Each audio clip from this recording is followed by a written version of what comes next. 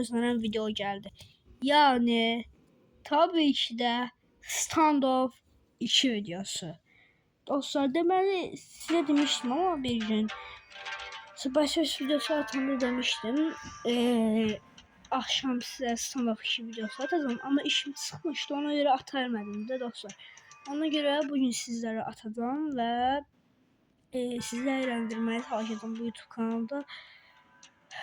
Sizlerle böyük bir aile kurmak istedim ve 1 milyon aboneye satmak istedim.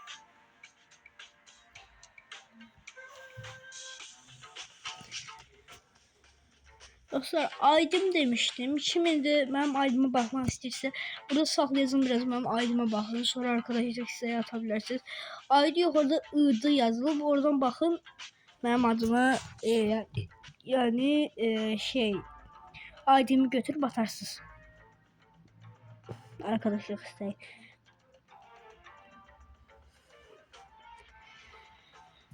Deməli dostlar, indi keçək. Bunlar mənim silahlarım. Deməli dostlar, bugün sizlerle 2 duel atacağıq. Yəni duello 2 vs 2. İnsanlarla birləşib biraz oynayaq. Hehehe. Uy. Dostlar bu arada ben sanırım işte bomba oynuyorum. Yani arkadaşlar hisseye atın ve sizlerle bir yerde birleşək. Ama benden takım olun. VS atmak isteyen varsa da VS atabilirim. Bir şey değil. Terörlerle biraz mücadele ediyor. Görürsen ne olacak?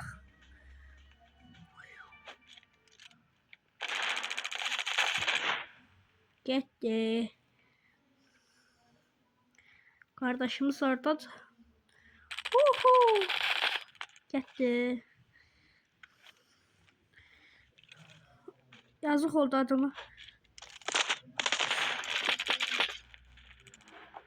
Abo, öldüm.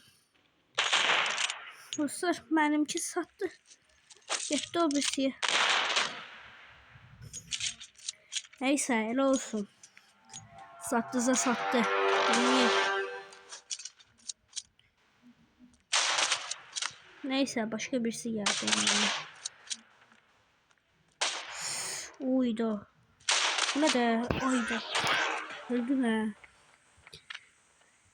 Dostlar burada bir tane videoyu kesmeliyim, biraz gözleyeyim.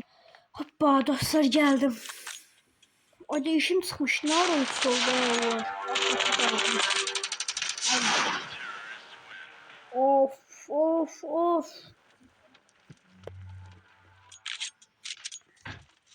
Var yaxşı oynayır. Abo. Öldüm lan. Normalde oynuyordum, bu nedir? Of dostlar, bay bay.